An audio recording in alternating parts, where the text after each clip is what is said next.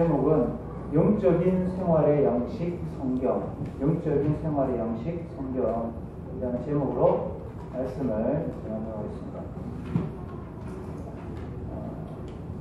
오늘 식사를 하셨는지 모르겠습니다. 우리가 식사를 안 하게 되면 어떻게 됩니까? 배고픕니다. 자연스럽습니까? 식사를 한 끼, 두 끼, 또 하루 안 하게 되면 배가 고픕니다. 이것은 당연한 겁니다. 그런데 새로운 신분을 가지고 새로운 삶을 살아가는 영적인 그리스도인 성도들도 하나님의 말씀을 먹지 않으면 뭔가 이상해야 되는 것이 정상입니다. 하나님의 말씀을 가까이 하지 않으면 내가 뭔가 이상하다, 이런 반응이 그리스도인의 정상적인 반응이라고 하겠습니다. 내가 뭐 일주일이고 한 달이고 성경 안 봐도 살아갈 만하다, 괜찮다, 이렇게 되면 다시 한번 구원을 점검해야 합니다. 하나님의 말씀을 우리가 가까이 하는 것은 우리의 영적인 양식이기 때문에 이것을 가까이 하는 것은 해도 되고 안 해도 되는 게 아니라 우리가 살아가기 위해서 반드시 해야 할 이러한 하나님의 말씀이고 또 하나님을 가까이 해야 할 성경인 것을 우리는 알게 됩니다. 하나님께서 이 이스라엘 백성들을 인도하셔서 광야를 걷게 하셨을 때 하늘에서 만나를 내려주셨습니다. 만나. 그 만나를 내려주셨을 때 하나님은 이 만나를 주신 목적을 그들에게 설명했습니다. 만나를 주신 목적이 뭐냐면, 만나를 네게 먹이신 것은 사람이 떡으로만 사는 것이 아니요 여호와 입에서 나오는 모든 말씀으로 사는 줄 네게 알게 하려 하십니다 라고 말씀했습니다. 그래서 만나를 주신 목적이 뭐냐면, 사람은 떡만으로는 절대 살 수 없는 존재라는 것을 가르치기 위해서 만나를 주셨다는 것입니다. 떡은 필요하지만 사람이 살아가는 데 있어서 반드시 떡은 필요하지만 떡만으로는 안 된다. 이것을 보여주기 위해서 하나님은 백성들에게 매일 만나를 내려주셨다는 것입니다. 그러면서 주님은 너희들이 하나님의 말씀을 잘 준행하지 않는지를 테스트 해보기 위해서 만나를 준다고 성경은 기록하고 있습니다. 그래서 그 말씀을 우리가 기억한다면 백성들이 매일 아침에 가서 만나를 먹은 것은 만나만 먹은 게 아니라 하나님의 말씀을 먹은 것입니다. 왜냐하면 만나를 먹을 때 하나님의 말씀이 있었기 때문에 그렇습니다. 너희들은 아침 일찍 나가서 만나를 얻어보라고 했기 때문에 그렇습니다. 그래서 백성들이 하나님 말씀을 순종해서 아침 일찍 만나를 가지고 갔기 때문에 만나를 먹을 수 있었던 것입니다. 그래서 그들이 먹은 것은 만나이기도 하지만 하나님 말씀을 먹은 것입니다.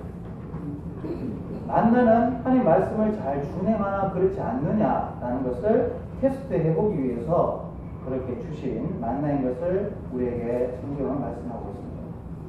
백성들은 이것을 깨닫는 데 40년이 걸렸습니다. 광야의 레슨은 뭐냐면, 사람이 떡으로 사는 게 아니라 하나님의 말씀으로 살아가는 거라는 것을 가르치기 위해서 40년이 걸렸습니다. 백성들은 40년 동안 그것을 피부로 경험하면서 겪어야 했습니다. 무엇을 배우기 위해서요? 사람이 떡만으로는 살 수 없다는 것을 배우기 위해서 40년이 투자됐습니다. 그만큼 사람들이 살아가는 데 있어서 이 성경 말씀이라는 것은 뗄 수가 없는 아주 중요한 말씀이라는 것은 강조를 하지 않아도 강조 안 해도 잘하는 그런 말씀입니다. 우리 주님은 이 제자들에게 먹을 양식을 구하러 간 제자들에게, 양식을 구하고 온 이 제자들에게 주님이 이렇게 말씀하셨습니다. 요한복음 4장에 예수님이 사마리아 여인을 만나고 난 다음에 그에게 생수가 되어 주셨습니다. 그러고 난 다음에 주님께서 굉장히 흡족한 표정으로 거기 계시면서 제자들에게 말씀하셨습니다. 나의 양식은 나를 보내신 이의 뜻을 행하며 그의 일을 온전히 이루는 이것입니다. 주님께서 먹으시는 영적 양식이 뭐였냐면 하나님의 뜻을 따라 행하는 삶 그 자체를 양식이라고 표현하셨습니다. 그래서 우리의 삶 속에 성경, 이 성경을 가까이 하고 하나님의 뜻을 분별하고 그 분별한 뜻대로 준행하는 것은 우리의 영의 양식인 것입니다. 우리가 입을 통해서 밥을 먹는 것만큼이나 중요한 것은 하나님의 뜻이 무엇인지 분별하게 성경을 펴고 읽고 묵상하고 암송하고 또 필요하다면 성경 공부를 해서 하나님의 뜻을 찾아내고 그것을 준행하는 그것이 우리의 영적 생활의 양식임을 주님은 분명히 우리에게 가르쳐주셨습니다. 그래서 사람에게는 하나님의 말씀이 반드시 필요할 뿐 아니라 믿는 그리스도인 성도들, 하나님의 자녀들에게 있어서 영적인 양식인 이 성경은 꼭 필요한 하나님의 말씀이라는 것을 우리에게 성경은 가르쳐주고 있습니다. 그래서 성경을 우리는 날마다 가까이 하고 대해야 된다는 사실을 우리는 알 수 있습니다. 이 성경을 주신 목적은 뭐냐면 1500년 동안 40여 명의 사람들을 통해서 성령의 감동을 입은 사람들이 기록한 책이 성경이고 하나님이 뜻을 가지시고 이 성경을 전부 66권을 모아주셨습니다. 하나님의 특별한 경륜과 이 섭리 속에서 우리는 이 성경을 우리가 손에 쥐고 있습니다.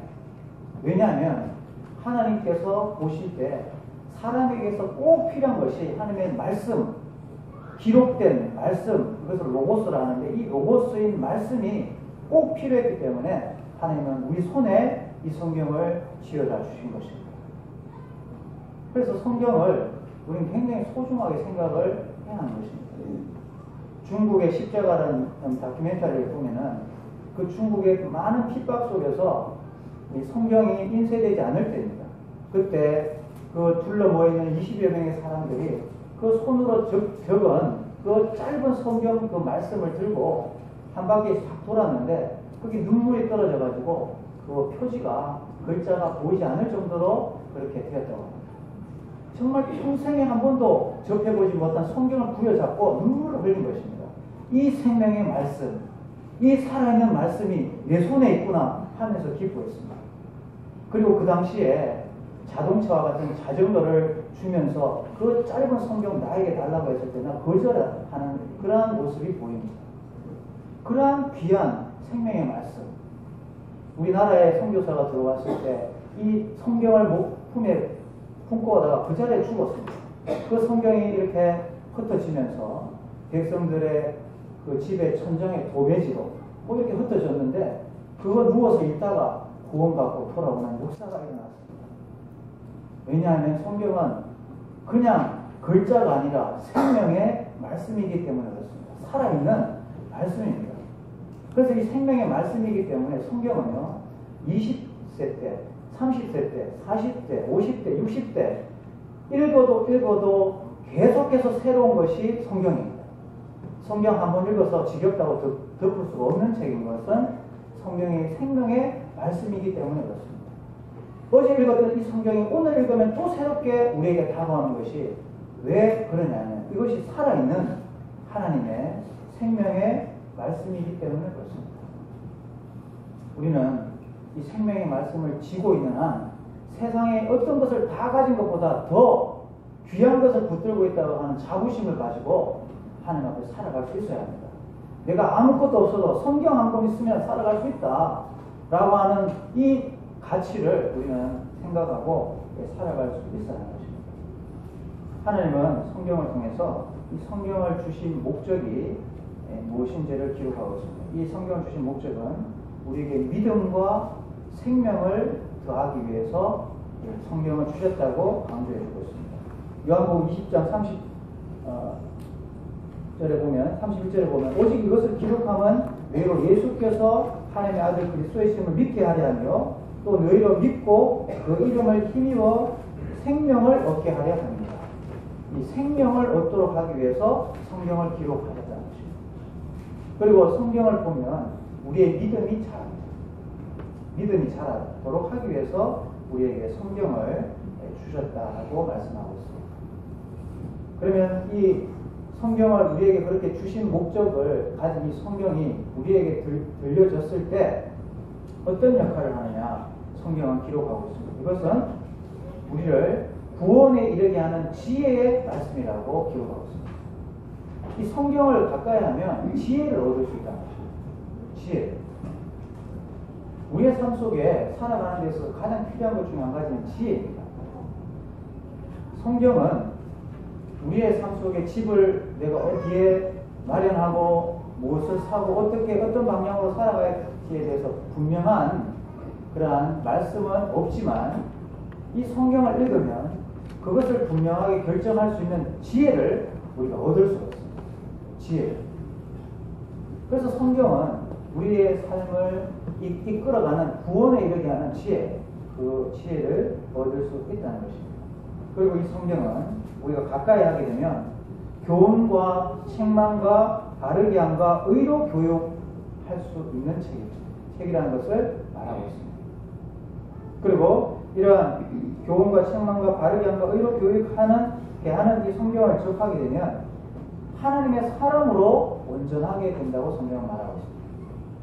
그러니까 성경을 가까이 하면 온전한 하나님의 사람으로 될 수 있다는 것을 성경은 약속하고 있습니다. 그리고 모든 선한 일을 행할 능력을 갖추게 할 수 있다라고 성경은 말씀하고 있습니다. 그래서 온전한 사람, 그리고 또 장성한 사람, 그리고 성숙한 사람이 되기 위해서 우리는 이 성경을 가까이 해야 한다는 것입니다. 그래서 이 성경을 인생 사용 설명서라고 하는 표현을 해볼 수 있겠습니다. 인생 사용 설명서.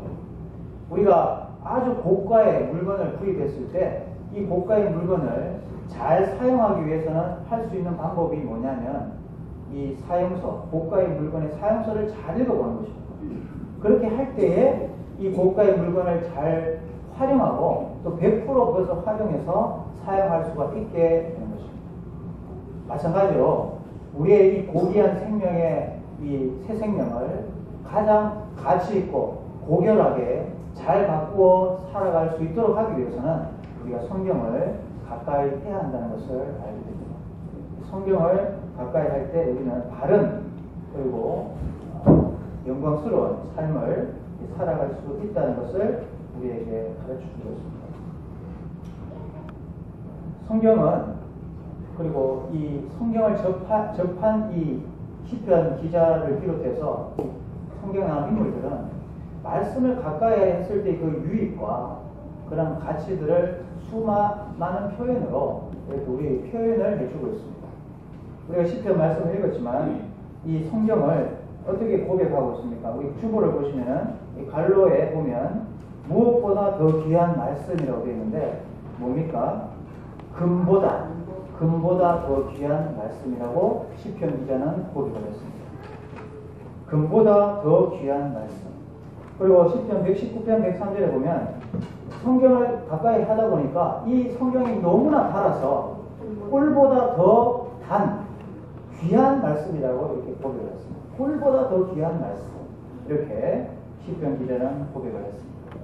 그리고 베드로 전서 2장 2절에 보면 갓난 아기들 같이 순전하고 신령한 젖을 사모하라라고 성경은 말하고 있습니다. 우리가 영적으로 다시 태어났기 때문에 우리가 어린아이들이 정말 육신의 어머니의 젖을 사모하는 것처럼 영적인 생명을 가진 우리 그리스도인들이 하나님의 영적인 말씀인 성경을 신령한 젖을 사모해야 된다는 것을 말씀하고 있습니다. 그래서 우리를 자라게 하는, 영적으로 자라게 하는 말씀이기 때문에 이 성경은 신령한 젖, 영적인 양식임을 성경은 표현을 하고 있습니다. 영적인 양식. 그리고 금보다, 꿀보다 더 귀한 말씀, 그리고 신령한 젖이라고 이렇게 성경을 묘사해주고 있습니다. 그리고 이 성경을 우리가 사용할 때 어떻게 사용할 수 있는지를 시편에서 또 말씀하고 있습니다. 그 주보를 보시면 내 발에 무엇과 빛과 같은 말씀이라고 기록되어 있습니까? 내 발의 등과 빛과 같은 말씀이라고 성경은 말하고 있습니다. 그래서 이 성경을 대하면 우리가 어떤 삶으로 살아가야 될지를 우리를 잘 인도하는 그런 영적인 그런 인도자의 역할을 할 수 있다는 것을 성경은 말하고 있습니다. 내 발의 등과 빛으로 우리에게 성경은 말씀하고 있습니다. 이 발 앞의 등과 빛은 이 아주 많은 부분을 비춰주는 게 아니라 내가 한 발 디딜 수 있는 그 발 앞, 그 앞을 비춰주는 것입니다. 그래서 우리가 날마다 성령을 대해야 하는 이유는 우리가 그날 우리가 어떤 발걸음을 떼고 살아가야 될지를 성령님은 말씀을 통해 우리에게 조명을 해주십니다. 조명. 성령의 사역 중에 한 가지 성령의 조명. 이 성령의 조명 사역은 뭐냐면 우리가 말씀을 볼 때 그 똑같은 말씀을 더 밝게 볼 수 있도록 비춰주시는 것입니다. 비춰주실 때 우리가 깨닫게 되는 것입니다. 아, 이렇게 살아야겠구나라고 하는 깨달음을 가지게 됩니다. 그것이 성령의 조명입니다. 그래서 우리가 성경을 볼 때 하나님, 내가 아침에 이 말씀을 볼 때 어떻게 인도함을 받기 위해서 살아가려고 하는 마음을 주님 앞에 받고자 합니다. 저에게 말씀을 비춰주십시오 라고 하고 말씀을 보면 그 주의 그날의 본문을 통해서 하나님은 그 본문의 말씀을 비춰주십니다. 그 비춰주시는 말씀을 따라 살면 우리는 실족하지 않고 바른 걸음을 가지고 주님 앞에 살아갈 수 있다는 것을 알게 됩니다. 그래서 성경을 우리가 날마다 대해야 되는 것은 그것이 진리의 빛과 등이 되기 때문인 것을 우리에게 말씀하고 있습니다. 그리고 이 성경은 그 주부에 보시면 성령의 검과 같은 하나님의 말씀이라고 표현하고 있습니다. 우리는 이 성령을 통해서 하나님께서 우리가 영적인 전쟁을 할 때 유일하게 공격 무기로 주신 것이 하나님의 이 말씀입니다. 말씀, 공격 무기.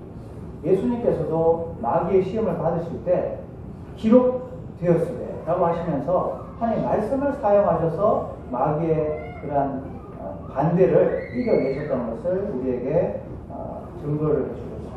그래서 우리가 영적인 전쟁을 하기 위해서는 성경의 말씀을 잘 묵상하는 것은 너무나 중요하고 필요하다는 것을 우리에게 알 수 있습니다.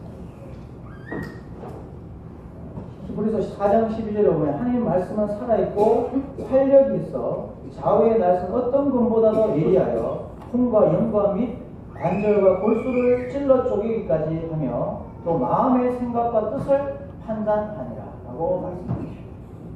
하나님의 말씀을 대하면 그 날카로운 말씀이 우리를 치료해 주십니다.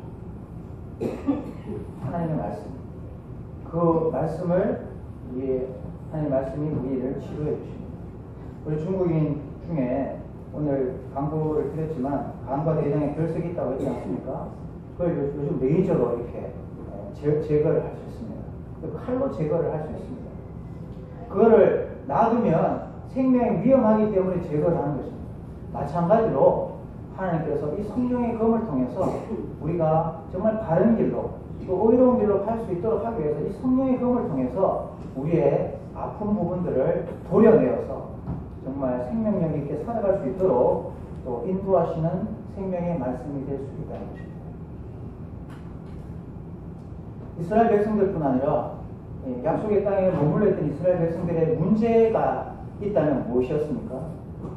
문제가 있다면 무엇입니까? 그것은 말씀을 가볍게 여겼다는 것입니다. 하나님의 말씀을 아주 가볍게 여긴 것이 문제였습니다. 하나님의 말씀은 이러하지만 내 생각과 내 뜻대로 살아가는 그러한 백성들의 삶을 우리는 구약을 통해서 많이 살펴볼 수가 있습니다. 그래서 선지자들은 계속해서 외칩니다.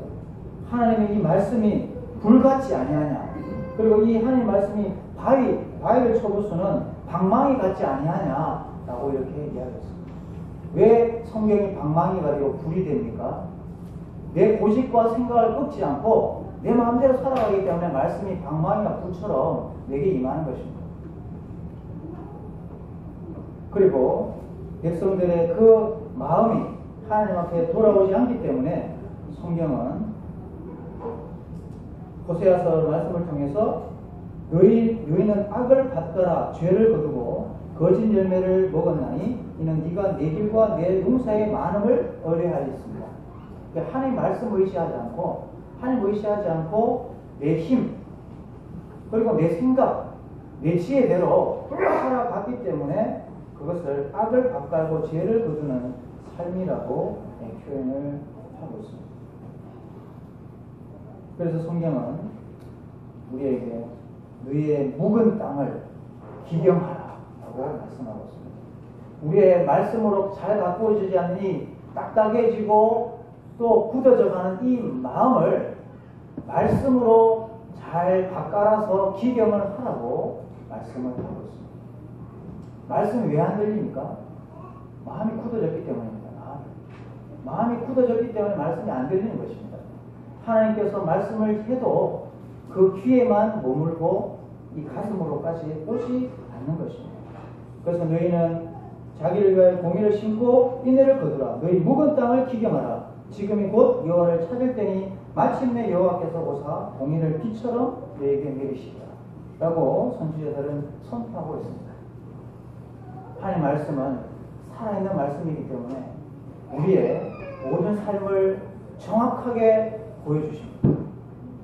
그 말씀 앞에 우리는 굴복되어야 하고 또 그 말씀 앞에 우리는 순종해야 한다는 사실을 우리에게 강조를 해주고 있습니다. 성령의 공격을 하기도 하지만 우리의 아픈 부분들, 모난 부분들, 굳어있는 부분들 도려내는 치료의 하나님의 말씀입니다. 그 말씀을 우리 가까이 해야만 다른 길을 갈 수가 있다는 것을 교훈을 받을 수가 있습니다. 그리고 성경은 우리에게 쓰신 하나님의 사랑의 편지라고 할 수 있습니다. 사랑의 편지. 우리 하나님은 우리를 생각하실 때 기쁨을 이기지 못하신다고 했습니다. 우리를 생각하면 그냥 노래가 나오는 것입니다. 즐겁고 그냥 노래가 나오는 것입니다. 너무 사랑하기 때문에. 하나님은 우리를 너무나 사랑한다는 것을 어떻게 표현하고 싶은데 그 표현하고 싶은 그 마음을 담아서 성경에 기록해서 우리에게 주신 것입니다. 그래서 이 성경은 주님이 우리를 얼마나 사랑하고 있는지를 표현한 사랑의 편지라고 할 수가 있습니다. 사랑의 편지. 이런 사랑의 편지를 우리는 가까이 해야 하는 것입니다. 사랑하는 사람의 그 뜻과 그 마음을 알기 위해서 편지를 보는 거 아닙니까?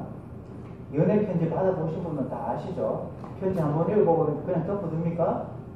읽고 또 읽고 또 읽어서 외워버리죠. 왜 이렇게 표현했을까? 묵상하고 이때는 왜 한 번 더 쉬었을까? 왜 이렇게 점을 세 번 찍었지? 그렇게 막 고민하면서 그 사랑하는 사람이 왜 이렇게 표현했는지를 막 고심하면서 편지를 읽는 것입니다. 저만 경험했습니까? 사랑의 편지를 받으면 그렇게 됩니다. 사랑의 편지 쓰는 사람도 손을 막 떨면서 씁니다. 손을 떨면서 지우고 또 지우고 또 지워서 몇 번씩 꾸게 가지고 정말 정성된 그 정말 말씀으로 딱 전달을 합니다. 그리고 일주일 동안 기다리면서 어떻게 잘 도착했을까? 어떤 표정을 지었을까? 이런 생각을 하면서 편지를 읽는 것입니다. 하나님이 이 성경을 펼 때 그런 심정으로 우리를 봅니다. 자, 내가 너를 이렇게 표현했는데 너 반응이 좀 별로다 하면서 기대하면서 성경을 보는 우리의 모습을 지켜보고 있는 것입니다. 사랑의 편지, 이것이 성경인 것입니다. 우리는 이 사랑을 알기 위해서, 우리가 고침받기 위해서, 그리고 바른 길을 가기 위해서 성경을 읽어야 하는 것입니다. 정말 내가 바른 길을 가고 싶다면 성경을 등과 빛이 되는 말씀을 가까이 해야 합니다.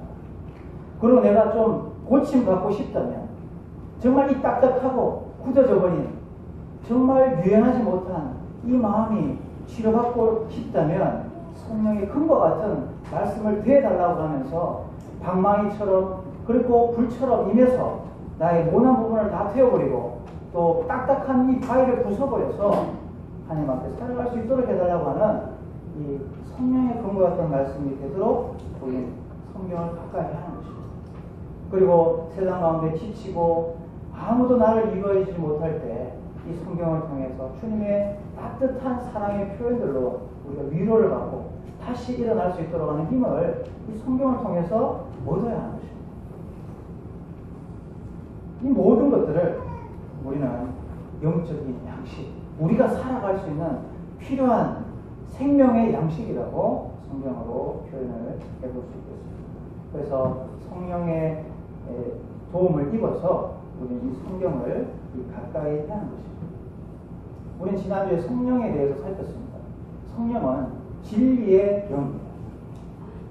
성령님이 역사하실 때는 반드시 진리를 통해 역사하십니다. 성령님이 강하게 역사하기 위해서 태우는 연료가 있다면 그 연료는 하나님의 생명의 말씀입니다. 말씀을 가까이 할 때 성령의 충만함과 성령의 역사심을 우리는 드디어 경험할 수 있다는 것입니다. 그럼 이러한 성경을 우리가 어떻게 대해야 되는가, 이런 것을 누리기 위해서 어떻게 해야 되냐면 5가지로 한번 생각해 볼 수 있는데, 그것은 말씀을 잘 들어야 합니다. 주일날 말씀이라든지 가정에서 아버지가 아이들에게 성경을 펴서 가르치는 말씀이든지 어머니가 말씀을 펴서 가르치는 말씀이든지 우린 잘 들어야 합니다. 진리의 영이 오시면 말씀이 생각나도록 한다라고 했습니다. 암송을 많이 해놓으면요, 영적 전쟁을 하는데 아주 수월하고 아주 유익한 삶을 살아갈 수가 있습니다. 그래서 유초등부라든지 중고등부 다 중요한데, 애들 말씀 한 주에 한 구절을 읽혀서 암송시키고 1년에 52주 52개의 암송을 해나가도 그 영혼은 정말 강력한 인생이 될 수 있습니다. 말씀을 암송하게 될 때 많은 말씀을 가르치는 것도 좋지만 한 주에 한 구절의 말씀을 암송시킬 수 있는 교육이 우리에게 된다면 그 영혼은 강력한 인생이 될 수 있습니다. 그것은 저의 말이 아니고 하나님의 약속입니다. 암송 굉장히 중요합니다. 이 묵상을 해야 되는데, 주보를 보시면 묵상의 의미를 우리가 볼 수 있습니다. 묵상은 하나님 말씀을 간직하는 것 이상의 의미가 있습니다. 매일 삶에서 어떻게 활용할 것인지를 이해할 때까지 말씀을 깊이 생각하는 과정입니다. 묵상의 과정을 통해서만 말씀이 내 삶 속에 실현될 수 있을 것입니다. 이 묵상이 뭔가를 이렇게 표현을 해봤습니다. 묵상은 뭡니까?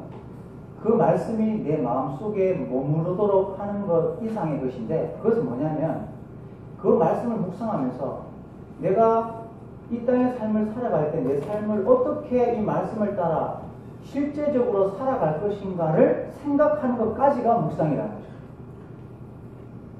하나님 말씀을 오늘 봤을 때, 그럼 내가 오늘 당장 살아갈 때 어떻게 직장에서, 학교에서, 가정에서, 사회에서 어떻게 살아갈 것인가에 대한 구체적인 적용의 실천적인 내용을 알 수 있을 때까지 그 말씀을 붙드는 것, 이것이 묵상이라고 하는 것입니다. 그러면 묵상이 끝나면 어떻게 됩니까? 내가 오늘 나의 삶을 이렇게 살아야겠구나라는 결론을 가지고 일어서는 것입니다. 이것이 말씀 묵상이라고 하죠. 이 말씀을 묵상하면 음식물을 소화했다는 것으로 표현할 수 있습니다. 우리가 음식을 먹었을 때 씹는 거, 음식물을 부수는 과정을 듣는 거와 읽는 거와 성경 공부와 암송이라고 한다면, 이 씹었던 말씀을 내 몸에 흡수시키는 것이 뭐냐면 묵상인 것입니다. 하나님 말씀을 내가 완전 흡수했다는 것은 묵상했다는 것입니다. 그러니까 내 삶에 실천할 수 있도록 하기까지 이끌어가는 것이 묵상이라는 것을 우리에게 말씀하고 있는 것입니다. 그래서 묵상을 하려면 일정한 시간에 일정한 장소에서 조용히 말씀을 붙들고 실험하는 그러한 과정이 우리에게 필요한 것입니다. 내가 성경을 하루에 4장씩 그냥 한 번 읽고 동그라미 치고 다음에 4장 읽고 가는 것은 묵상이 아니라 그냥 읽는 것입니다. 그 말씀이 내게 지금 살아가는 이 시대에 무엇을 하라고 하시는지를 찾아 캐내는 과정, 이것이 묵상이라고 할 수 있습니다. 이런 묵상의 과정을 해보면요, 오늘 시편 기자와 또 성경의 많은 기자들이 고백한 것을 우리는 동일하게 고백하게 됩니다.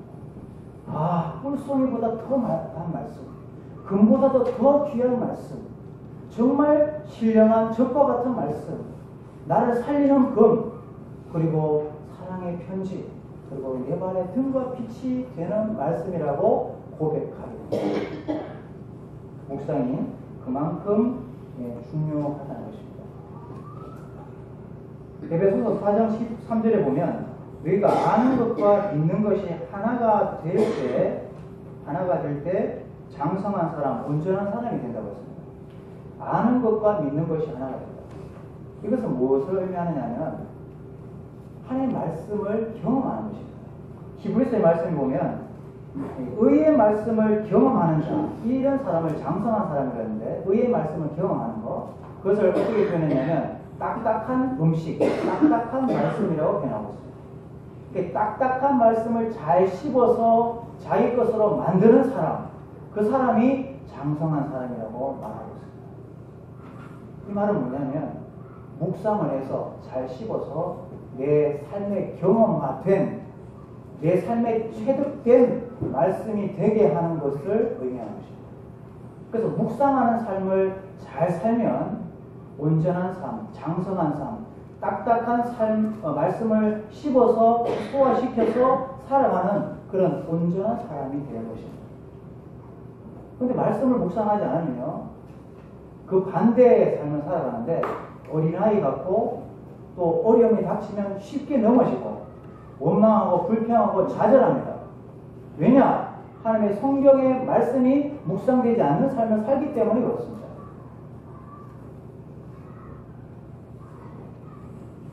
하나님의 말씀을 우리는 묵상해야 합니다. 내 삶의 실제적인 삶을 통해서 흘러나올 수 있도록 그렇게 말씀을 가까이 해야 합니다. 우리 주보에 보시면 우측편에 요한복음 4장 33절 위에 말씀을 보시면 영적 생활에 있어서의 능력은 성경이 얼마만큼 우리 생활과 생각 속에 채워져 있는가에 비례한다고 할 수 있습니다. 그 영적인 생활의 능력, 이 능력은 이 성경 말씀이 얼마나 내 생활 깊숙하게 내게 임해 있는가, 채워져 있는가에 비례한다는 것입니다. 우리 주님은 말씀이 육신이 되어 이 땅에 오셨습니다. 진리가 가득 차신 주님으로 오셨습니다. 진리가 가득 차신.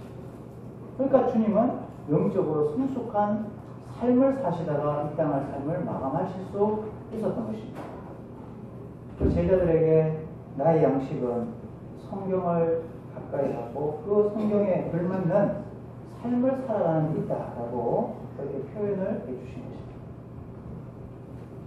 하나님의 말씀의 묵상, 이것이 바로 복 있는 사람이라고 성경은 말하고 있습니다. 주야로 그 말씀을 묵상하는 자, 이런 사람이 형통한 사람이고 승리하는 사람이고 또 의인이다, 복 있는 사람이다 라고 성경은 강조해 주고 있습니다. 묵상의 힘, 성경은 우리에게 분명히 말씀을 해주고 있습니다. 영의 양식을 잃는 것을 넘어서 우리가 묵상하는 삶을 잘 정착한다면 우리는 반드시 성장하게 되어 있고 우리의 말과 언어와 행동은 바뀌게 되어 있습니다. 우리 자녀들이 묵상할 수만 있다면 이 시대에 어디에 던져놔도 그들은 살아낼 수 있습니다. 묵상하는 방법, 묵상하는 것을 습관화시킬 수만 있다면 우리 아이들이 어디에 던져져도 승리하면서 그 양식을 섭취하면서 자발적으로 또 자원하는 마음으로 이 땅의 삶을 충분히 살아갈 수 있습니다. 그럼 왜 실패합니까? 가장 기본이 되는 성경 말씀 묵상을 우리는 게을리하고 하지 않기 때문에 그렇게 되는 것입니다. 우리가 날마다 경건의 시간, 소위 말해서 큐티를 하게 되는데 이 큐티는 하나님 말씀을 묵상하는 시간이라고 할 수 있습니다. 그런데 우리 성도님들 한번 생각해 보십시오. 내가 큐티하는 시간을 잘 확보하지 못한다. 영적인 전쟁에서 피하고 있는 것입니다. 내가 24시간 동안 10분의 시간을 투자하지 못해서 오로지 말씀만을 집중해서 그 말씀에 창념해서 계속해서 그 말씀을 생각하고 묵상하지 못한다면 영적으로 지금 우리는 지고 있는 싸움을 하고 있는 것입니다. 왜냐하면 이것을 습관화하고 이것을 삶에 정착하는 것이 가장 위험하다는 것을 마귀는 너무나 잘 알고 있기 때문에 그렇습니다. 그리스도인들이 정기적으로 지속적으로 말씀을 큐티한다, 묵상한다, 이것만큼 위험한 것이 없다는 걸 마귀는 잘 알기 때문에 큐티하지 못하도록 절대적으로 방해합니다. 이게 가장 중요하기 때문에 이것을 될 수 있으면 하지 못하도록 우리의 삶을 어지럽게 그리고 또 바쁘게 그리고 분주하게 만들어버립니다. 그래서 작정하시기 바랍니다. 어떤 일이 있어도 내가 골방에서 일정한 시간에 일정한 장소에서 말씀만을 펴두고 깊이 주님 말씀을 묵상하겠노라 결단하시기 바랍니다. 이렇게 하는 사람하고 살지 않는 사람요 5년 10년이 되면 바로 차이가 납니다. 바로 그 신앙이 드러나게 되어 있습니다. 저 사람이 왜 10년 동안 성경을 못하고 있는가? 두말 할 나위도 없이 묵상의 삶을 안 하고 10년을 보낸 것입니다. 10년을 그냥 잃는 것입니다. 그렇게 하면 우리가 성장할 수가 없습니다. 하나님의 말씀을 깊이 묵상을 해야 합니다. 오늘 읽었던 시편 본문의 시편 기자는 이 하나님의 말씀을 어떻게든 가까이 하고 또 찾고 또 읊조리고 또 묵상하고 또 암송하며 살아가겠다고 고백하고 있습니다. 왜 그렇습니까? 경험해봤기 때문에 그렇습니다. 이 말씀이 얼마나 단지 경험해봤기 때문에 이런 고백을 하는 것입니다. 97절에 보시면 시편 119편 97절 내가 주의 법을 어찌 그리 사랑하는지요 내가 그것을 종일 작은 소리로 읊조리나이다. 주의 계명들이 항상 나와 함께하므로 그것들이 나를 원수보다 지혜롭게 하나이다. 성경은 지혜를 얻을 수 있습니다. 이 땅의 삶을 지혜롭게 사는 것만큼 승리하는 삶은 없습니다. 성경을 읽으면 노인보다 더 뛰어난 지혜를 얻을 수 있고 어떤 삶의 경험을 많이 한 사람보다 더 명철한 삶을 살아갈 수 있다고 성경은 약속해 주고 있습니다. 그래서 이 시편 기자는 이 나를 지혜롭게 하고 명철하게 하는 이 꿀보다 더 산 말씀, 생명의 등과 빛이 되는 말씀을 계속해서 읊조리고 항상 읊조리고 또 기억한다고 고백하고 있습니다. 94절에 보시면 나는 주의 것이오니 나를 구원하소서. 내가 주의 법도들만을 찾았나이다. 악인들이 나를 멸하려고 엿보거나 나는 주의 증거들만을 생각하겠나이다. 아무리 어려워도 나는 주의 말씀만 생각하겠습니다. 왜냐하면 이 말씀이 나를 결국 살리기 때문에 나는 이 말씀만을 생각하겠다고 고백하고 있습니다. 사랑하는 성도님들, 우리가 말씀을 붙들면요, 말씀이 우리를 살립니다. 우리가 말씀을 붙들면 말씀이 우리를 살립니다. 믿으십니까? 그렇다면 우리가 묵상하시기 바랍니다. 아무리 진흙 같은 고통과 어둠 속에 있다 할지라도 생명의 말씀을 움켜잡고 가는 그 인생은 그 말씀이 결국 지켜냅니다. 그 말씀이 지켜내게 되어 있습니다. 이 생명의 말씀을 부여잡고 정말 영적으로 승리하며 살아가는 우리 모두가 될 수 있기를 바라고, 특별히 우리 자녀들이 중고등부 시간을 6년 거칠 때 반드시 해야 합니다. 경건의 시간에 습관의 정착과 하나님의 말씀을 바르게 묵상할 수 있는 법을 가르쳐야 하고 그것을 실천할 수 있도록 해낸다면 대명교회는 미래가 있다고 저는 확신합니다.